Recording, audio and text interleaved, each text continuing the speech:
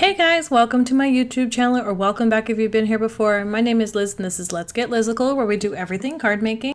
And today I'm playing catch up for Inky and Scrappy's Get Creeping on Halloween card challenge. And for April, I decided to create this little kind of cute like graveyard scene.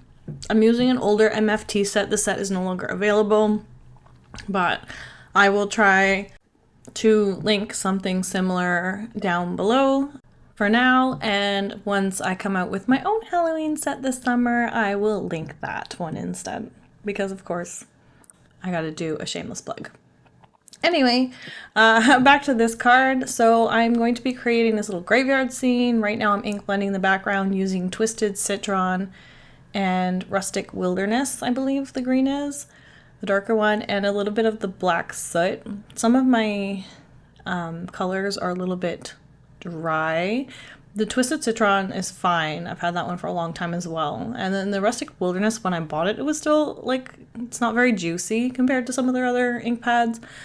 So I don't usually get too much ink out of this, but I probably will not order any refills either, because I'm not sure if I'm going to continue with the Distress Oxides. I do like them sometimes, but I've been using my Simon's Positively Saturated inks instead, and I just like the more vibrant color, the less chalky look to it. But sometimes it has its purposes. Like now I'm doing this kind of like, I guess, greenish fog type background for this graveyard, so it worked for that.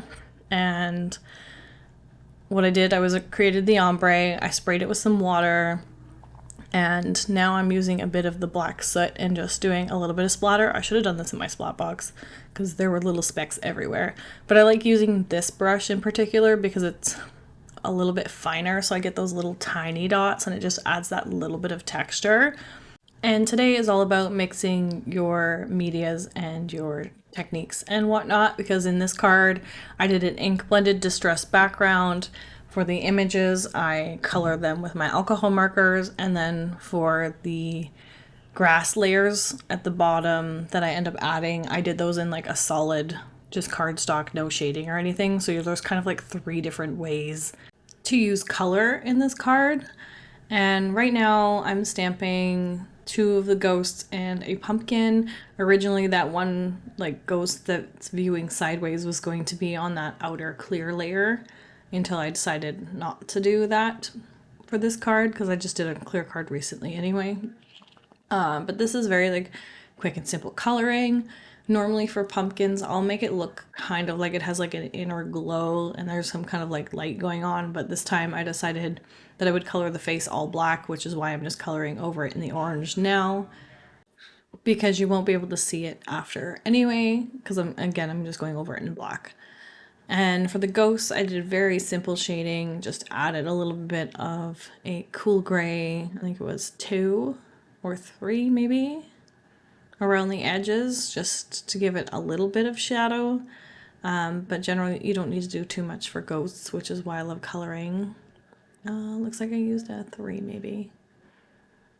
These are the new Olo cool colors that I got at Scrap Fest this past couple of weeks. And normally I use my Copics, but I think I'm out of one of the lighter colors, so I just wanted something, because I like to add the darker color and then kind of like ink blend it out. So if I'm doing something like a ghost or something in white, I will add ink to the outer edges in like a 2 or 3 cool gray, and then I'll either try to blend that out with like a 1 or a 0 or even a colorless blender, just to help it kind of like phase into that color. And then instead of being like a more cell shaded look, because I have been also like kind of like messy coloring lately, so I'm doing thicker, more purposeful areas of shading. I'm kind of just adding an indication line of darker color and then kind of blending it out. If you've noticed any of my more recent coloring, I do it sometimes I'm a little bit more precise with it, but it's been working for me, so that's the way I'm doing it. And for the headstones, we're going to be using the same image. There are 2 headstones in this set specifically. One's a little bit shorter, And then this one's a taller one. I figured because I was going to put them on different layers and stagger them that it was okay that I just did the exact same one and I'd have to stamp them all out differently. And I'm just coloring these again with my cool gray markers. These ones are the Copic ones, so I'm probably using 3, 5, and 7, I think. But again, I just started with my shadows layers, and then I used the color above. So if it was a 7, then I would use the 5 to blend it out. If it was the 5, I would use the 3 to blend it out. And then I just went over the whole thing with the lightest shade, just to help blend it all together. And then I did this 3 times. I stamped out 4 just in case I messed up and needed an extra one, but I only needed 3 for the card that I'm working on, so I only end up doing 3. And then if one of them was like off when I stamped it or whatever, I would have just used that last one to color. I am going to cut them all out, so I might use it maybe for like a planner layout or something when October comes around, but we'll see. I'll put it into my stash and use it at some point. I want to do similar but more wonky shapes maybe for the tombstones in my set. I haven't designed those yet.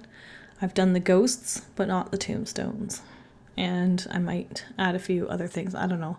I have so many ideas for like Halloween sets right now, and I need to like tone it down and just do one. So I will get that done for sure for you guys this summer, because I am dying for a good, Halloween set. So I think if you need something, just do it yourself, which is what I'm doing. Now I'm just adding the cute little skull that comes in this set. I was going to add it on like maybe just the one I add to the middle of the card, but I was like, you know what, I'm just going to stamp them all. There is also an RIP stamp in here. You can put that on there, but I just decided to stamp these little skulls instead. And they're super cute. I love them so much. And I also made sure that when I was restamping the first one I colored, not the last one I colored, just because the paper was still wet, so I didn't want the ink to bleed out too much. So just keep that in mind if you are stamping after you color. Let the paper dry a little bit first, just so that you're not going to bleed out those lines. And then this is where I decided to add some, grassy hills and whatnot. Originally, I was just going to cut quick ones by hand out of, just like normal hills with a pair of scissors. And then I was like, oh yeah, I just bought these Studio Light grass, like grassy borders dies.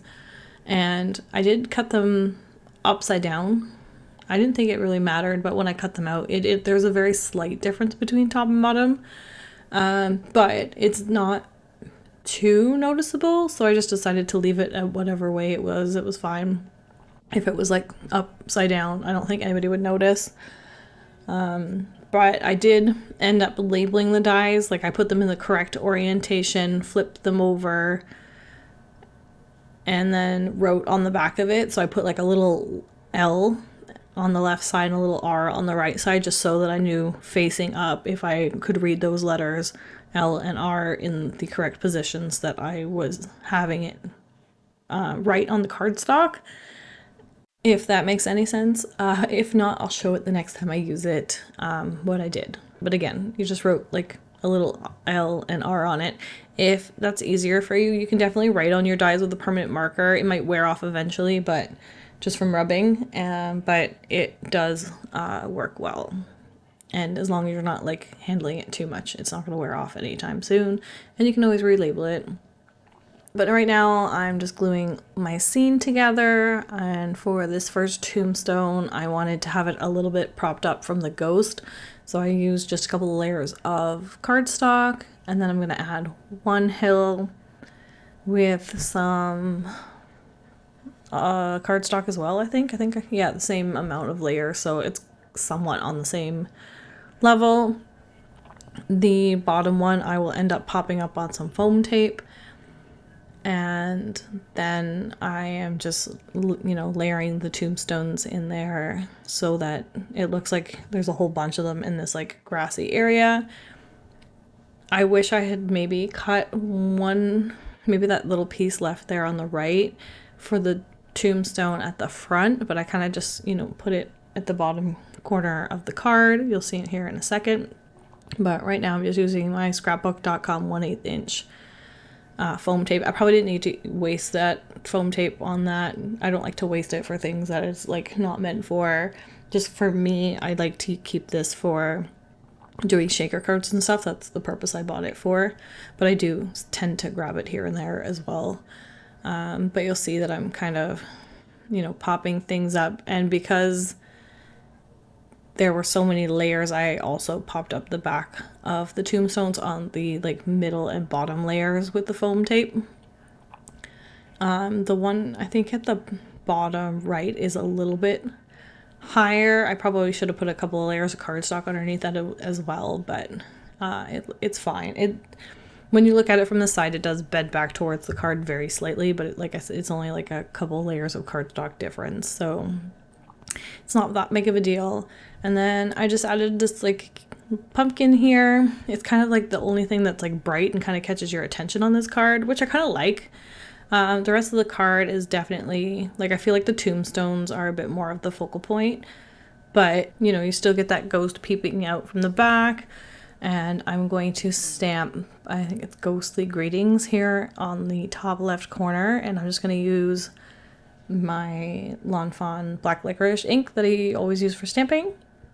And once that's done, I am going to put this on a black card, but I decided that the grassy area at the bottom blends in a little bit too much, so I am going to mat this on white cardstock first, and then I'm going to glue this to the card. And then once that's done, I'm going to add some atmospheric dots in my clear Stardust jelly roll pen. And I also add white highlights to the pumpkin and the tombstones with my white gel pen. So that's pretty much our card for today, guys. Thanks again for joining me. I'll have my April submission out later today. And tomorrow we'll have a plan with me title page video. And Friday we'll have a Mother's Day video. So there's a lot coming out this week. But then I am done playing catch up, so we'll be back to our regular scheduled, plus maybe a few bonus videos here and there. Oh, also, I forgot to mention, I actually reached 200 videos on April 23rd. No, it was Friday the 25th. The second video I put up for my holiday card hijinks was my 200th video, so that was pretty exciting. Just, another milestone for the channel and for myself, and just, to look back at some accomplishments and time to plan for new ones. So that's pretty exciting. Anyway, if you like this video, please give it a thumbs up, comment down below, and let me know your thoughts. If you haven't already subscribed to my channel, please do so, because we'd love to have you here. And again, follow me over on Instagram and Facebook for additional content. Until next time, thanks guys, bye.